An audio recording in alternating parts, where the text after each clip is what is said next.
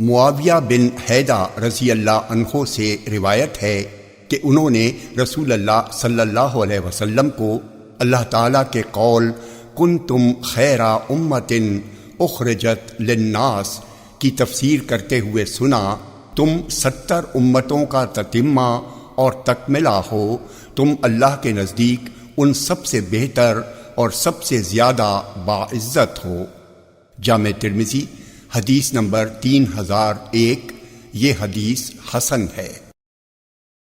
انس رضی اللہ عنہ کہتے ہیں کہ جنگ احد میں نبی اکرم صلی اللہ علیہ وسلم کے سامنے کے چاروں دانت توڑ دیے گئے اور پیشانی زخمی کر دی گئی، یہاں تک کہ خون آپ کے مبارک چہرے پر بہہ پڑا۔ آپ نے فرمایا، بھلا وہ قوم کیوں کر کامیاب ہوگی جو اپنے نبی کے ساتھ اس طرح کا برتاؤ کرے، جبکہ حال یہ ہو کہ وہ نبی انہیں اللہ کی طرف بلا رہا ہو۔ تو یہ آیت لیسا لکا من الامر شیء او یتوب علیہم او یعذبہم نازل ہوئی۔ جامع ترمذی حدیث نمبر 3002، یہ حدیث صحیح ہے۔ انس رضی اللہ عنہ کہتے ہیں کہ رسول اللہ صلی اللہ علیہ وسلم کے چہرے سے خون بہایا گیا، آپ کے دانت توڑ دیے گئے، آپ کے کندھے پر پتھر مارا گیا جس سے آپ کے چہرے پر خون بہنے لگا۔ آپ اسے پونچھتے جا رہے تھے اور کہتے جا رہے تھے، وہ امت کیسے فلاح یاب ہوگی جس کا نبی انہیں اللہ کی طرف بلا رہا ہو اور وہ اس کے ساتھ ایسا برا سلوک کر رہے ہوں۔ اس پر اللہ تعالیٰ نے آیت لیسا لکا من الامر شیء او یتوب علیہم او یعذبہم فانہم ظالمون نازل فرمائی۔ جامع ترمذی حدیث نمبر 3003، یہ حدیث صحیح ہے۔ عبداللہ بن عمر رضی اللہ عنہما کہتے ہیں کہ رسول اللہ صلی اللہ علیہ وسلم نے احد کے دن فرمایا، اے اللہ لعنت نازل فرما ابو سفیان پر، اے اللہ لعنت نازل فرما حارث بن حشام پر، اے اللہ لعنت نازل فرما صفوان بن امیہ پر۔ تو آپ پر یہ آیت لیسا لکا من الامر شیء او یتوب علیہم او یعذبہم نازل ہوئی، تو اللہ تعالیٰ نے انہیں توبہ کی توفیق دی، انہوں نے اسلام قبول کر لیا اور ان کا اسلام بہترین اسلام ثابت ہوا۔ جامع ترمذی حدیث نمبر 3004، یہ حدیث صحیح ہے۔ عبداللہ بن عمر رضی اللہ عنہما سے روایت ہے کہ رسول اللہ صلی اللہ علیہ وسلم 4 افراد کے لیے بد دعا فرماتے تھے، تو اللہ تعالیٰ نے آیت لیسا لکا من الامر شیء او یتوب علیہم او یعذبہم فانہم ظالمون نازل فرمائی۔ پھر اللہ نے انہیں اسلام قبول کرنے کی ہدایت و توفیق بخش دی۔ جامع ترمذی حدیث نمبر 3005، یہ حدیث حسن صحیح ہے۔ اسما بن حکم فزاری کہتے ہیں کہ میں نے علی رضی اللہ عنہ کو کہتے ہوئے سنا، جب میں نے رسول اللہ صلی اللہ علیہ وسلم سے کوئی حدیث سنی تو اللہ نے مجھے جتنا فائدہ پہنچانا چاہا پہنچایا، اور جب مجھ سے آپ کا کوئی صحابی حدیث بیان کرتا تو میں اسے قسم کھلاتا، پھر وہ میرے کہنے پر قسم کھا لیتا تو میں اس کی تصدیق کرتا، اور بے شک مجھ سے ابو بکر رضی اللہ عنہ نے حدیث بیان کی اور بالکل سچ بیان کی۔ کہا، میں نے رسول اللہ صلی اللہ علیہ وسلم کو کہتے ہوئے سنا، جو کوئی شخص بھی گناہ کرتا ہے پھر وہ کھڑا ہوتا ہے، پھر پاکی حاصل کرتا ہے، پھر نماز پڑھتا ہے، اللہ سے مغفرت طلب کرتا ہے تو اللہ اسے بخش دیتا ہے۔ پھر آپ نے یہ آیت تلاوت فرمائی، والذین اذا فعلوا فاحشة او ظلموا انفسهم ذکروا اللہ۔ جامع ترمذی حدیث نمبر 3006، یہ حدیث صحیح ہے۔ ابو طلحہ رضی اللہ عنہ کہتے ہیں کہ احد کی لڑائی کے دن میں اپنا سر بلند کر کے ادھر ادھر دیکھنے لگا۔ اس دن کوئی ایسا نہ تھا جس کا سر نیند سے بوجھل اپنے سینے کے نیچے جھکا نہ جا رہا ہو۔ اللہ تعالیٰ کے قول ثم انزل علیکم من بعد الغم امنۃ نعاسا کا مفہوم اور مراد یہی ہے۔ جامع ترمذی حدیث نمبر 3007، یہ حدیث صحیح ہے۔ انس رضی اللہ عنہ کہتے ہیں کہ ابو طلحہ رضی اللہ عنہ نے بیان کیا کہ ہم جنگ احد میں اپنی صف میں تھے اور ہم پر غنودگی طاری ہو گئی۔ وہ بیان کرتے ہیں کہ وہ ان لوگوں میں سے تھے جنہیں اس دن نیند نے آ گھیرا تھا۔ حالت یہ ہو گئی تھی کہ تلوار میرے ہاتھ سے چھوٹی جا رہی تھی، میں اسے پکڑ رہا تھا اور وہ میرے ہاتھ سے گری جا رہی تھی، میں اسے سنبھال رہا تھا۔ دوسرا گروہ منافقوں کا تھا جنہیں صرف اپنی جانوں کی حفاظت کی فکر تھی۔ وہ لوگوں میں سب سے زیادہ بزدل، سب سے زیادہ مرعوب ہو جانے والے، ڈرپوک اور حق کا سب سے زیادہ ساتھ چھوڑنے والے تھے۔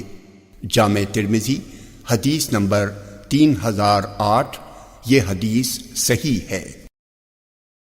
عبداللہ بن عباس رضی اللہ عنہما ارشاد باری تعالی ما کانا لنبی ان یغل کے بارے میں کہتے ہیں، جنگ بدر کے دن مال غنیمت میں آئی ہوئی ایک سرخ رنگ کی چادر کھو گئی۔ بعض لوگوں نے کہا شاید رسول اللہ صلی اللہ علیہ وسلم نے لے لی ہو، تو آیت ما کانا لنبی ان یغل نازل ہوئی۔ جامع ترمذی حدیث نمبر 3009، یہ حدیث صحیح ہے۔ جابر بن عبداللہ رضی اللہ عنہما کہتے ہیں کہ رسول اللہ صلی اللہ علیہ وسلم مجھ سے ملے اور فرمایا جابر کیا بات ہے، میں تجھے شکستہ دل دیکھ رہا ہوں۔ میں نے کہا اللہ کے رسول، میرے والد شہید کر دیے گئے، جنگ احد میں ان کے قتل کا سانحہ پیش آیا اور وہ بال بچے اور قرض چھوڑ گئے ہیں۔ آپ نے فرمایا کیا میں تمہیں اس چیز کی بشارت نہ دوں جسے اللہ تعالیٰ نے تمہارے باپ سے ملاقات کے وقت کہا؟ انہوں نے کہا کیوں نہیں اللہ کے رسول؟ آپ نے فرمایا اللہ تعالیٰ نے کبھی بھی کسی سے بغیر پردے کے کلام نہیں کیا، لیکن اس نے تمہارے باپ کو زندہ کیا، پھر ان سے بغیر پردے کے آمنے سامنے بات کی، کہا اے میرے بندے مجھ سے کسی چیز کے حاصل کرنے کی تمنا و آرزو کر، میں تجھے دوں گا۔ انہوں نے کہا رب مجھے دوبارہ زندہ فرما تاکہ میں تیری راہ میں دوبارہ شہید کیا جاؤں۔ رب عز و جل نے فرمایا میری طرف سے یہ فیصلہ پہلے ہو چکا ہے، انہم الیہا لا یرجعون، کہ لوگ دنیا میں دوبارہ نہ بھیجے جائیں گے۔ راوی کہتے ہیں وَلَا تَحْسَبَنَّ الَّذِينَ قُتِلُوا فِي سَبِيلِ اللَّهِ أَمْوَاتًا، اسی سلسلے میں نازل ہوئی۔ جامع ترمذی حدیث نمبر 3010، یہ حدیث حسن ہے۔ عبداللہ بن مسعود رضی اللہ عنہ سے روایت ہے کہ ان سے آیت وَلَا تَحْسَبَنَّ الَّذِينَ قُتِلُوا فِي سَبِيلِ اللَّهِ أَمْوَاتًا بَلْ أَحْيَاءٌ عِندَ رَبِّهِمْ يُرْزَقُونَ کی تفسیر پوچھی گئی تو انہوں نے کہا لوگو سن لو، ہم نے رسول اللہ صلی اللہ علیہ وسلم سے اس کی تفسیر پوچھی تھی تو ہمیں بتایا گیا کہ شہداء کی روحیں سبز چڑیوں کی شکل میں ہیں، جنت میں جہاں چاہتی ہیں گھومتی پھرتی ہیں، اور شام میں عرش سے لٹکی ہوئی قندیلوں میں بسیرا کرتی ہیں۔ ایک بار تمہارے رب نے انہیں جھانک کر ایک نظر دیکھا اور پوچھا تمہیں کوئی چیز مزید چاہیے تو میں عطا کروں؟ انہوں نے کہا رب ہمیں مزید کچھ نہیں چاہیے، ہم جنت میں جہاں چاہتی ہیں گھومتی ہیں۔ پھر ایک دن دوبارہ اللہ نے ان کی طرف جھانکا اور فرمایا کیا تمہیں مزید کچھ چاہیے تو میں عطا کر دوں؟ جب انہوں نے دیکھا کہ اللہ بخشنا ہی چاہتا ہے، بغیر مانگے اور لیے چھٹکارا نہیں ہے، تو انہوں نے کہا ہماری روحوں کو ہمارے جسموں میں دوبارہ لوٹا دے تاکہ ہم دنیا میں واپس چلے جائیں، پھر تیری راہ میں دوبارہ قتل کیے جائیں۔ جامع ترمذی حدیث نمبر 3011۔ یہ حدیث صحیح ہے۔ عبداللہ بن مسعود رضی اللہ عنہ کہتے ہیں کہ نبی اکرم صلی اللہ علیہ وسلم نے فرمایا جو کوئی اپنے مال کی زکوٰۃ ادا نہیں کرتا، اللہ تعالیٰ قیامت کے دن اس کی گردن میں ایک سانپ ڈال دے گا۔ پھر آپ نے اس کے ثبوت کے لیے قرآن کی یہ آیت پڑھی، وَلَا يَحْسَبَنَّ الَّذِينَ يَبْخَلُونَ بِمَا آتَاهُمُ اللَّهُ مِنْ فَضْلِهِ۔ راوی نے ایک مرتبہ یہ کہا کہ آپ نے اس کی مناسبت سے یہ آیت سَيُطَوَّقُونَ مَا بَخِلُوا بِهِ يَوْمَ الْقِيَامَةِ تلاوت فرمائی اور فرمایا جو شخص اپنے مسلمان بھائی کا مال جھوٹی قسم کھا کر لے لے وہ اللہ سے ایسی حالت میں ملے گا کہ اللہ اس سے برہم ہوگا۔ پھر آپ نے اس کے مصداق آیت ان الذین یشترون بعہد اللہ پڑھی۔ جامع ترمذی حدیث نمبر 3012۔ یہ حدیث صحیح ہے۔ ابو ہریرہ رضی اللہ عنہ سے روایت ہے کہ رسول اللہ صلی اللہ علیہ وسلم نے فرمایا جنت میں ایک کوڑے برابر جگہ دنیا اور دنیا میں جو کچھ ہے اس سے بہتر ہے۔ اس کو سمجھنے کے لیے چاہو تو وہ آیت پڑھ لو۔ اس کا ترجمہ ہے جو جہنم کی آگ سے بچا لیا گیا اور جنت میں داخل کر دیا گیا پس وہ کامیاب ہو گیا، اور دنیا کی زندگی تو دھوکے کا سامان ہے۔ جامع ترمذی حدیث نمبر 3013۔ یہ حدیث حسن ہے۔ ابن ابی ملیکہ سے روایت ہے کہ حمید بن عبد الرحمن بن عوف نے انہیں بتایا کہ مروان بن حکم نے اپنے دربان ابو رافع سے کہا ابن عباس رضی اللہ عنہما کے پاس جاؤ اور ان سے کہو اگر اپنے کیے پر خوش ہونے والا اور بن کیے پر تعریف چاہنے والا ہر شخص سزا کا مستحق ہو جائے تب تو ہم سب ہی مستحق سزا بن جائیں گے۔ ابن عباس رضی اللہ عنہما نے کہا تمہیں اس آیت سے کیا مطلب؟ یہ تو اہل کتاب کے بارے میں نازل ہوئی ہے۔ پھر ابن عباس رضی اللہ عنہما نے یہ آیت پڑھی، وَإِذْ أَخَذَ اللَّهُ مِيثَاقَ الَّذِينَ أُوتُوا الْكِتَابَ لَتُبَيِّنُنَّهُ لِلنَّاسِ وَلَا تَكْتُمُونَهُ، اور اس آیت کی تلاوت کی، لا تحسبن الذين يفرحون بما أتوا ويحبون أن يحمدوا بما لم يفعلوا، اور کہا نبی اکرم صلی اللہ علیہ وسلم نے ان یہود سے کسی چیز کے متعلق پوچھا تو انہوں نے وہ چیز چھپا لی اور اس سے ہٹ کر کوئی اور چیز بتا دی اور چلے گئے۔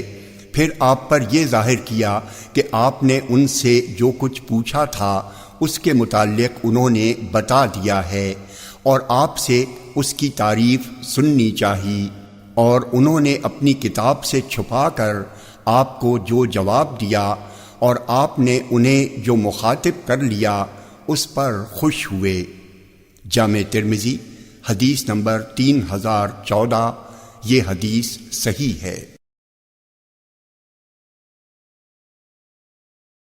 محمد بن منقدر کہتے ہیں کہ میں نے جابر بن عبداللہ رضی اللہ عنہما کو کہتے ہوئے سنا میں بیمار ہوا تو رسول اللہ صلی اللہ علیہ وسلم میری عیادت کو تشریف لائے۔ اس وقت مجھ پر بے ہوشی طاری تھی۔ پھر جب مجھے افاقہ ہوا تو میں نے عرض کیا میں اپنے مال میں کس طرح تقسیم کروں؟ آپ یہ سن کر خاموش رہے، مجھے کوئی جواب نہیں دیا۔ پھر یہ آیات نازل ہوئیں۔ یوصیکم اللہ فی اولادکم للذکر مثل حظ الانثیین۔ جامع ترمذی حدیث نمبر 3015، یہ حدیث صحیح ہے۔ ابو سعید خدری رضی اللہ عنہ کہتے ہیں کہ اوطاس کے موقع پر غنیمت میں ہمیں کچھ ایسی عورتیں ہاتھ آئیں جن کے مشرک شوہر موجود تھے۔ کچھ مسلمانوں نے عورتوں سے صحبت کرنے کو مکروہ جانا تو اللہ تعالیٰ نے آیت والمحصنات من النساء الا ما ملكت ایمانکم نازل فرمائی۔ جامع ترمذی حدیث نمبر 3016، یہ حدیث صحیح ہے۔ ابو سعید خدری رضی اللہ عنہ سے روایت ہے، وہ کہتے ہیں کہ جنگ اوطاس میں ہمیں کچھ ایسی قیدی عورتیں ہاتھ آئیں جن کے شوہر ان کی قوم میں موجود تھے، تو لوگوں نے اس بات کا رسول اللہ صلی اللہ علیہ وسلم سے ذکر کیا۔ اس پر آیت والمحصنات من النساء الا ما ملکت ایمانکم نازل ہوئی۔ جامع ترمذی حدیث نمبر 3017، یہ حدیث صحیح ہے۔ انس بن مالک رضی اللہ عنہ کہتے ہیں کہ نبی اکرم صلی اللہ علیہ وسلم نے فرمایا، کبیرہ گناہ اللہ کے ساتھ کسی کو شریک کرنا، ماں باپ کی نافرمانی کرنا، ناحق کسی کو قتل کرنا، جھوٹ کہنا یا جھوٹ بولنا ہے۔ جامع ترمذی حدیث نمبر 3018، یہ حدیث صحیح ہے۔ ابو بکرہ رضی اللہ عنہ کہتے ہیں کہ رسول اللہ صلی اللہ علیہ وسلم نے فرمایا، کیا میں تمہیں بڑے سے بڑا گناہ نہ بتاؤں؟ صحابہ نے عرض کیا، جی ہاں اللہ کے رسول، ضرور بتائیے۔ آپ نے فرمایا، اللہ کے ساتھ شریک کرنا، ماں باپ کی نافرمانی کرنا۔ آپ صلی اللہ علیہ وسلم پہلے ٹیک لگائے ہوئے تھے، پھر اٹھ بیٹھے اور فرمایا، جھوٹی گواہی دینا یا جھوٹی بات کہنا۔ آپ یہ بات بار بار دہراتے رہے، یہاں تک کہ ہم اپنے جی میں کہنے لگے، کاش آپ خاموش ہو جاتے۔ جامع ترمذی حدیث نمبر 3019، یہ حدیث صحیح ہے۔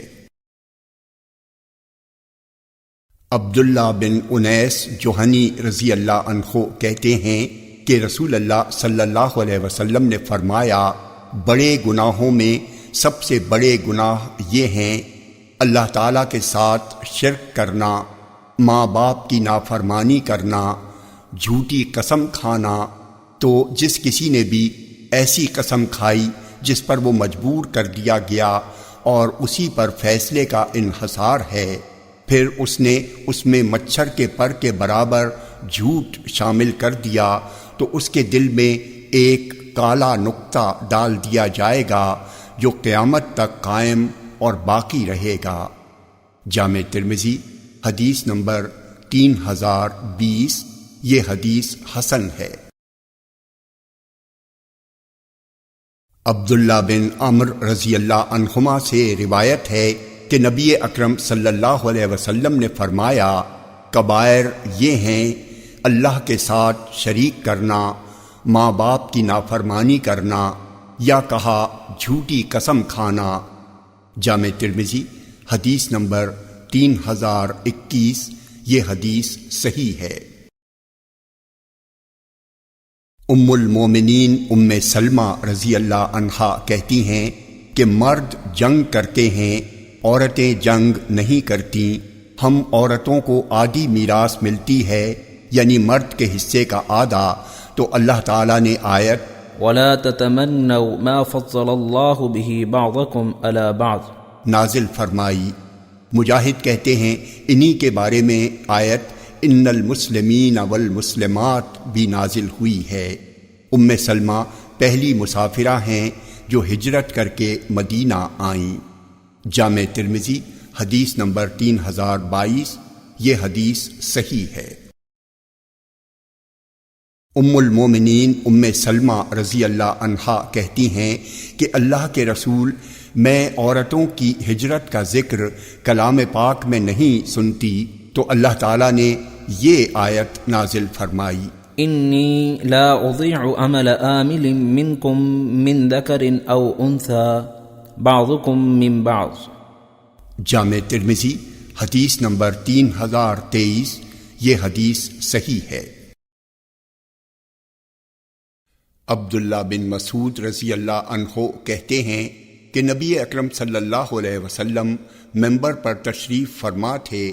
آپ نے مجھے حکم دیا کہ میں آپ کو قرآن پڑھ کر سناؤں، چنانچہ میں نے آپ کے سامنے سورہ نساء میں سے تلاوت کی۔ جب میں اس آیت پر پہنچا، فَكَيْفَ إِذَا جِئْنَا مِن كُلِّ أُمَّةٍ بِشَهِيدٍ وَجِئْنَا بِكَ عَلَى هَؤُلَاءِ شَهِيدًا، تو رسول اللہ صلی اللہ علیہ وسلم نے مجھے ہاتھ سے اشارہ کیا کہ بس کرو، آگے نہ پڑھو۔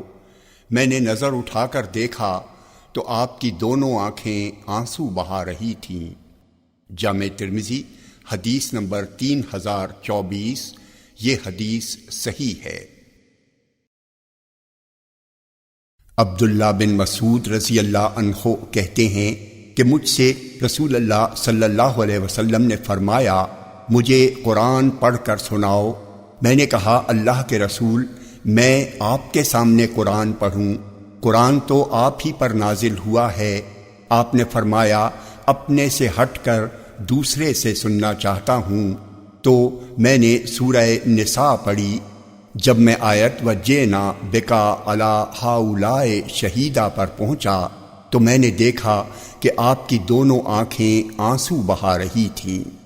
جامع ترمذی حدیث نمبر 3025۔ یہ حدیث صحیح ہے۔ علی بن ابی طالب رضی اللہ عنہ کہتے ہیں کہ عبد الرحمن بن عوف رضی اللہ عنہ نے ہمارے لیے کھانا تیار کیا، پھر ہمیں بلا کر کھلایا اور شراب پلائی۔ شراب نے ہماری عقلیں معوف کر دیں اور اسی دوران نماز کا وقت آ گیا تو لوگوں نے مجھے امامت کے لیے آگے بڑھا دیا۔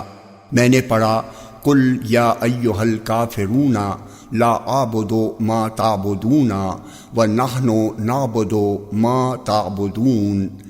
اے نبی، کہہ دیجئے، کافرو، جن کی تم عبادت کرتے ہو میں ان کی عبادت نہیں کرتا، اور ہم اسی کو پوجتے ہیں جنہیں تم پوجتے ہو۔ تو اللہ تعالیٰ نے آیت یا ایھا الذین آمنوا لا تقربوا الصلاۃ وانتم سکارا حتی تعلموا ما تقولون۔ اے ایمان والو، جب تم نشے میں مست ہو تو نماز کے قریب بھی نہ جاؤ جب تک کہ اپنی بات کو سمجھنے نہ لگو۔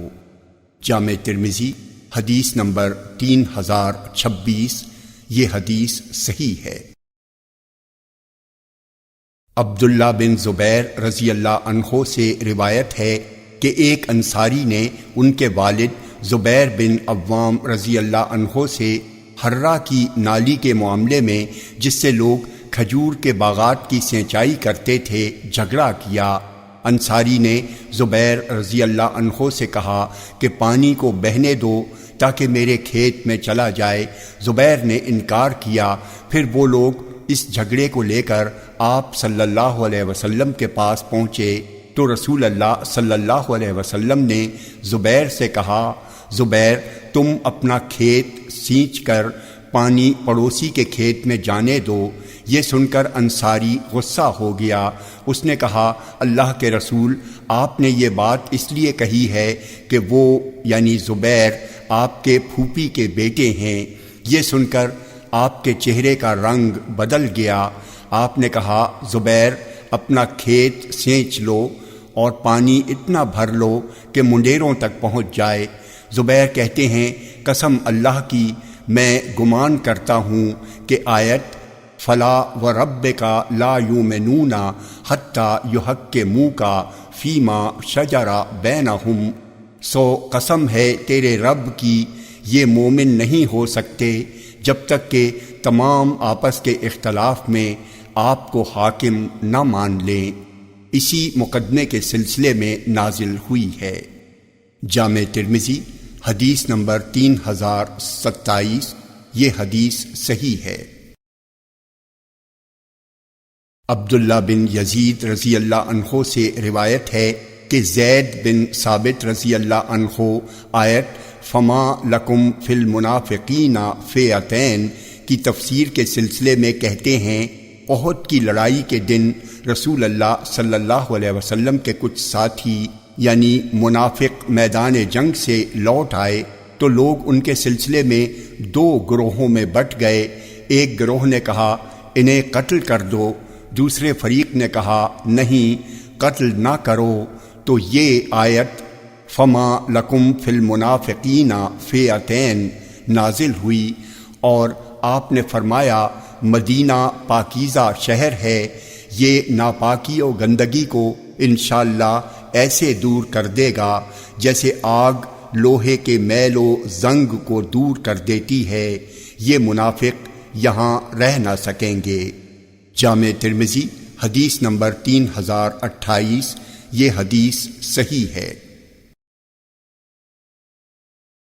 عبداللہ بن عباس رضی اللہ عنہما سے روایت ہے کہ نبی اکرم صلی اللہ علیہ وسلم نے فرمایا قیامت کے دن مقتول قاتل کو ساتھ لے کر آ جائے گا، اس کی پیشانی اور سر مقتول کے ہاتھ میں ہوں گے، مقتول کی رگوں سے خون بہہ رہا ہوگا، کہے گا اے میرے رب اس نے مجھے قتل کیا تھا، یہ کہتا ہوا اسے لیے ہوئے عرش کے قریب جا پہنچے گا۔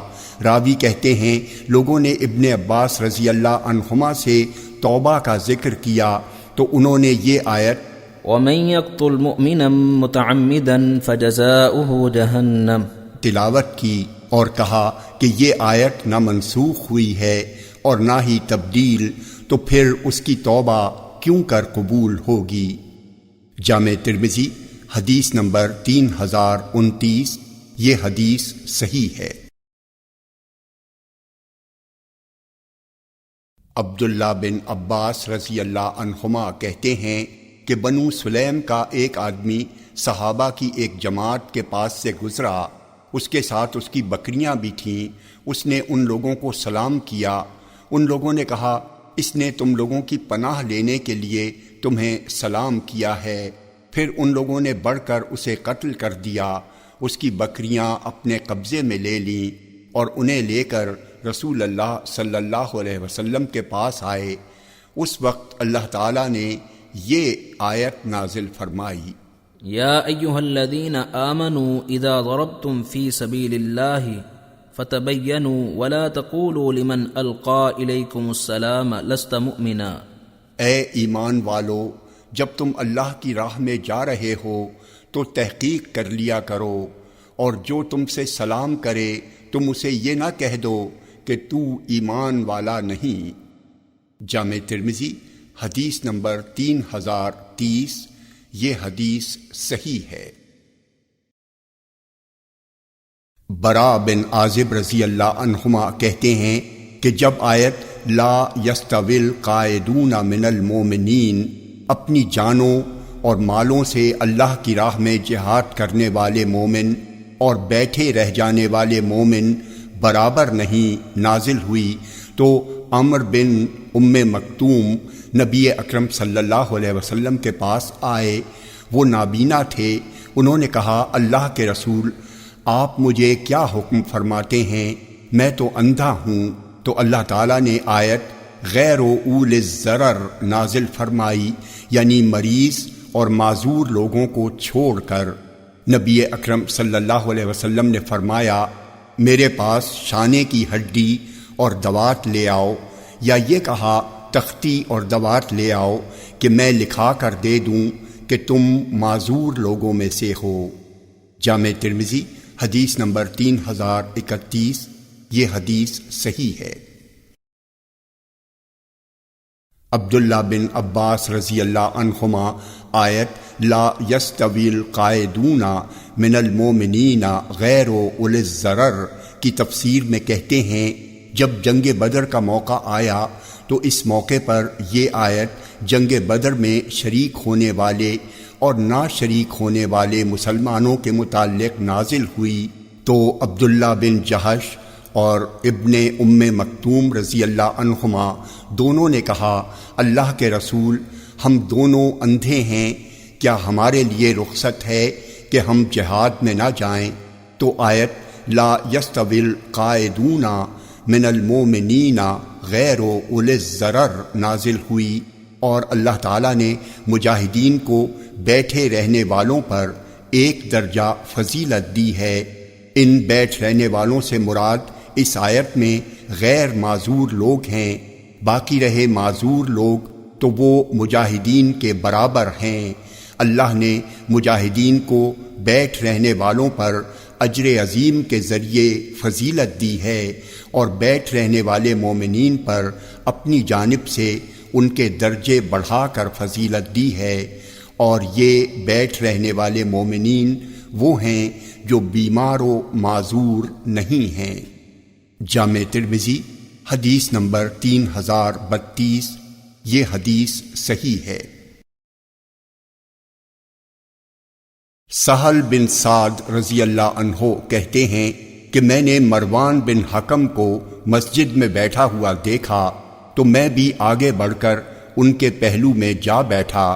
انہوں نے ہمیں بتایا کہ زید بن ثابت رضی اللہ عنہ نے انہیں خبر دی ہے کہ نبی اکرم صلی اللہ علیہ وسلم نے انہیں آیات کا املا کرایا۔ ان آیات کا ترجمہ ہے، گھروں میں بیٹھ رہنے والے مسلمان اور اللہ کی راہ میں جہاد کرنے والے دونوں برابر نہیں ہو سکتے۔ اسی دوران ابن مکتوم آپ صلی اللہ علیہ وسلم کے پاس آ پہنچے اور آپ اس آیت کا ہمیں املا کرا رہے تھے۔ انہوں نے کہا، اللہ کے رسول، قسم اللہ کی، اگر میں جہاد کی طاقت رکھتا تو ضرور جہاد کرتا۔ وہ نابینا شخص تھے، اس پر اللہ تعالیٰ نے اپنے رسول پر آیت غیر و اولی الضرر نازل فرمائی، اور جس وقت یہ آیت نازل ہوئی اس وقت آپ کی ران قریب بیٹھے ہونے کی وجہ سے میری ران پر تھی۔ وہ نزول وحی کے دباؤ سے بوجھل ہو گئی، لگتا تھا کہ میری ران پس جائے گی۔ پس جب نزول وحی کی کیفیت ختم ہو گئی تو آپ کی پریشانی دور ہو گئی۔ جامع ترمذی حدیث نمبر 3033، یہ حدیث صحیح ہے۔ یعلا بن امیہ رضی اللہ عنہ کہتے ہیں کہ میں نے عمر رضی اللہ عنہ سے کہا، اللہ تعالیٰ فرماتا ہے، تم پر نمازوں کے قصر کرنے میں کوئی گناہ نہیں، اگر تمہیں ڈر ہو کہ کافر تمہیں پریشان کریں گے، اور اب تو لوگ امن و امان میں ہیں، پھر قصر کیوں کر جائز ہوگی؟ عمر رضی اللہ عنہ نے کہا، جو بات تمہیں کھٹکی وہ مجھے بھی کھٹک چکی ہے، چنانچہ میں نے رسول اللہ صلی اللہ علیہ وسلم سے اس کا ذکر کیا تو آپ نے فرمایا، یہ اللہ کی جانب سے تمہارے لیے ایک صدقہ ہے جو اللہ نے تمہیں عنایت فرمایا ہے، پس تم اس کے صدقے کو قبول کر لو۔ جامع ترمذی حدیث نمبر 3034، یہ حدیث صحیح ہے۔ ابو ہریرہ رضی اللہ عنہ سے روایت ہے کہ رسول اللہ صلی اللہ علیہ وسلم زجنان اور عصفان نامی مقامات کے درمیان قیام فرما ہوئے۔ مشرکین نے کہا، ان کے ہاں ایک نماز ہوتی ہے جو انہیں اپنے باپ بیٹوں سے زیادہ محبوب ہوتی ہے، اور وہ نماز عصر ہے، تو تم پوری طرح تیاری کر لو، پھر ان پر یکبارگی ٹوٹ پڑو۔ اس پر جبرائیل علیہ السلام نبی اکرم صلی اللہ علیہ وسلم کے پاس آئے اور آپ کو حکم دیا کہ اپنے صحابہ کو 2 حصوں میں تقسیم کر دیں، ان میں سے ایک گروہ کے ساتھ آپ نماز پڑھیں اور دوسرا گروہ ان کے پیچھے اپنے بچاؤ کا سامان اور اپنے ہتھیار لے کر کھڑا رہے، پھر دوسرے گروہ کے لوگ آئیں اور آپ کے ساتھ 1 رکعت پڑھیں، پھر یہ پہلے گروہ والے لوگ اپنی ڈھالیں اور ہتھیار لے کر ان کے پیچھے کھڑے رہیں۔ اس طرح ان سب کی 1 رکعت ہوگی، اور رسول اللہ صلی اللہ علیہ وسلم کی 2 رکعتیں ہوں گی۔ جامع ترمذی حدیث نمبر 3035۔ یہ حدیث صحیح ہے۔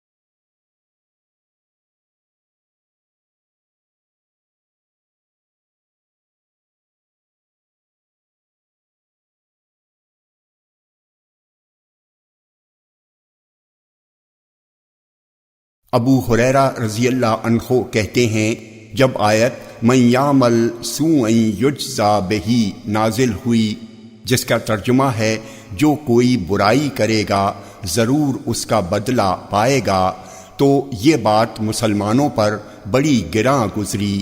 اس کی شکایت انہوں نے نبی اکرم صلی اللہ علیہ وسلم سے کی تو آپ نے فرمایا، حق کے قریب ہو جاؤ اور سیدھے رہو۔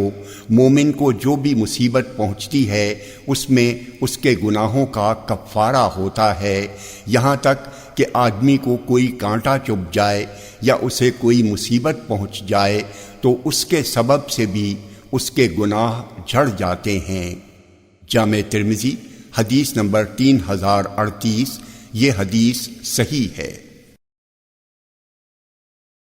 عبداللہ بن عباس رضی اللہ عنہما کہتے ہیں کہ ام المومنین سودا رضی اللہ عنہا کو ڈر ہوا کہ نبی اکرم صلی اللہ علیہ وسلم انہیں طلاق دے دیں گے، تو انہوں نے عرض کیا، آپ ہمیں طلاق نہ دیں اور مجھے اپنی بیویوں میں شامل رہنے دیں اور میری باری کا دن عائشہ رضی اللہ عنہا کو دے دیں۔ تو آپ نے ایسا ہی کیا۔ اس پر یہ آیت اتری، کوئی حرج نہیں کہ دونوں یعنی میاں بیوی صلح کر لیں اور صلح بہتر ہے۔ تو جس بات پر بھی انہوں نے صلح کر لی وہ جائز ہے۔ لگتا ہے کہ یہ ابن عباس رضی اللہ عنہما کا قول ہے۔ جامع ترمذی حدیث نمبر 3040۔ یہ حدیث صحیح ہے۔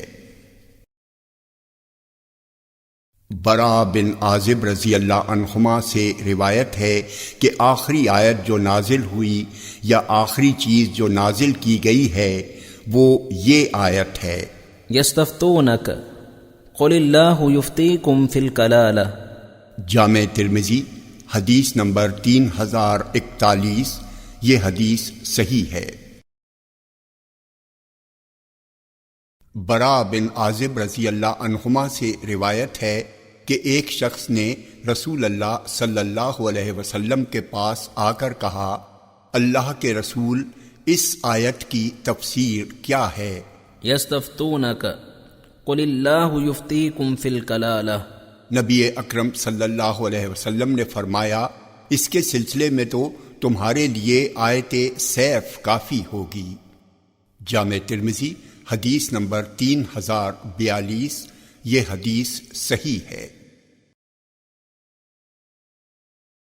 طارق بن شہاب رضی اللہ عنہ سے روایت ہے کہ ایک یہودی نے عمر بن خطاب رضی اللہ عنہ سے کہا، امیر المومنین، اگر یہ آیت الیوم اکملت لکم دینکم واتممت علیکم نعمتی ورضیت لکم الاسلام دینا۔ آج میں نے تمہارے لیے تمہارے دین کو کامل کر دیا اور تم پر اپنا انعام پورا کر دیا اور تمہارے لیے اسلام کے دین ہونے پر رضامند ہو گیا۔ ہمارے اوپر ہماری توریت میں نازل ہوتی تو ہم اس دن کو عید بنا لیتے جس دن وہ نازل ہوئی تھی۔ عمر بن خطاب رضی اللہ عنہ نے اس سے کہا، مجھے خوب معلوم ہے کہ یہ آیت کس دن نازل ہوئی تھی۔ یہ آیت یوم عرفہ 9 ذی الحجہ کو جمعے کے دن نازل ہوئی تھی۔ جامع ترمذی حدیث نمبر 3043۔ یہ حدیث صحیح ہے۔ عمار بن ابی عمار کہتے ہیں کہ ابن عباس رضی اللہ عنہما نے آیت الیوم اکملت لکم دینکم واتممت علیکم نعمتی ورضیت لکم الاسلام دینا پڑھی۔ ان کے پاس ایک یہودی بیٹھا ہوا تھا۔ اس نے کہا، اگر یہ آیت ہم یہودیوں پر نازل ہوئی ہوتی تو جس دن یہ آیت نازل ہوئی ہے اس دن کو ہم عید کا دن بنا لیتے۔ یہ سن کر ابن عباس رضی اللہ عنہما نے کہا، یہ آیت عید ہی کے دن نازل ہوئی ہے۔ اس دن جمعہ اور عرفہ کا دن تھا اور یہ دونوں دن مسلمانوں کی عید کے دن ہیں۔ جامع ترمذی حدیث نمبر 3044۔ یہ حدیث صحیح ہے۔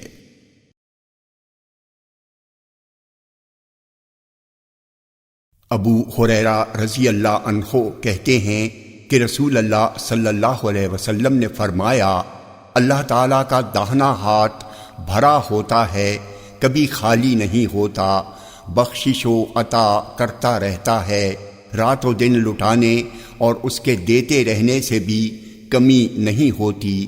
آپ نے فرمایا، کیا تم لوگوں نے دیکھا جب سے اللہ نے آسمان پیدا کیے ہیں کتنا خرچ کر چکا ہے؟ اتنا کچھ خرچ کر چکنے کے باوجود اللہ کے ہاتھ میں جو کچھ ہے اس میں کچھ بھی کمی نہیں ہوئی۔ اس کا عرش پانی پر ہے، اس کے دوسرے ہاتھ میں میزان ہے، وہ اسے بلند کرتا اور جھکاتا ہے، جسے چاہتا ہے زیادہ دیتا ہے اور جسے چاہتا ہے کم۔ جامع ترمذی حدیث نمبر 3045۔ یہ حدیث صحیح ہے۔ ام المومنین عائشہ رضی اللہ عنہا کہتی ہیں کہ نبی اکرم صلی اللہ علیہ وسلم کی حفاظت و نگرانی کی جاتی تھی، یہاں تک کہ جب یہ آیت اور آپ کو اللہ تعالیٰ لوگوں سے بچائے گا نازل ہوئی تو رسول اللہ صلی اللہ علیہ وسلم نے اپنا سر خیمے سے باہر نکالا اور پہرے داروں سے کہا، تم اپنے گھروں کو لوٹ جاؤ کیونکہ میری حفاظت کی ذمہ داری خود اللہ نے لے لی ہے۔ جامع ترمذی حدیث نمبر 3046۔ یہ حدیث حسن ہے۔ عمر بن خطاب رضی اللہ عنہ کہتے ہیں کہ انہوں نے دعا کی، اے اللہ، شراب کے بارے میں ہمارے لیے تسلی بخش صاف صاف حکم بیان فرما، تو سورہ بقرہ کی پوری آیت یسألونک عن الخمر والمیسر نازل ہوئی۔ جب یہ آیت نازل ہو چکی تو عمر رضی اللہ عنہ بلائے گئے اور انہیں یہ آیت پڑھ کر سنائی گئی۔ یہ آیت سن کر عمر رضی اللہ عنہ نے پھر کہا، اے اللہ، ہمارے لیے شراب کا واضح حکم بیان فرما، تو سورہ نساء کی آیت یا ایہا الذین آمنوا لا تقربوا الصلاة وانتم سکارى نازل ہوئی۔ عمر رضی اللہ عنہ پھر بلائے گئے اور انہیں یہ آیت بھی پڑھ کر سنائی گئی۔ انہوں نے پھر کہا، اے اللہ، ہمارے لیے شراب کا حکم صاف صاف بیان فرما دے، تو سورہ مائدہ کی آیت انما يريد الشیطان ان یوقع بینکم العداوة والبغضاء فی الخمر والمیسر سے فہل انتم منتہون تک نازل ہوئی۔ عمر رضی اللہ عنہ پھر بلائے گئے اور آیت پڑھ کر انہیں سنائی گئی تو انہوں نے کہا، ہم باز رہے، ہم باز رہے۔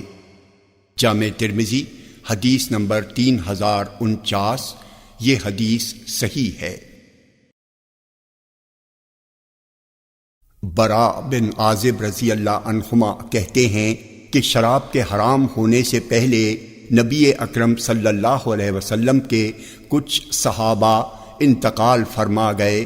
پھر جب شراب حرام ہو گئی تو کچھ لوگوں نے کہا ہمارے ان ساتھیوں کا کیا ہوگا جو شراب پیتے تھے اور انتقال کر گئے؟ تو آیت نازل ہوئی، جو لوگ ایمان لائے اور نیک عمل کیے قبل حرمت وہ جو کچھ کھا پی چکے ہیں ان پر کوئی گناہ نہیں ہے، جبکہ وہ قبل حرمت کھاتے وقت متقی رہے، ایمان پر رہے اور نیک عمل کرتے رہے۔ جامع ترمذی حدیث نمبر 3050، یہ حدیث صحیح ہے۔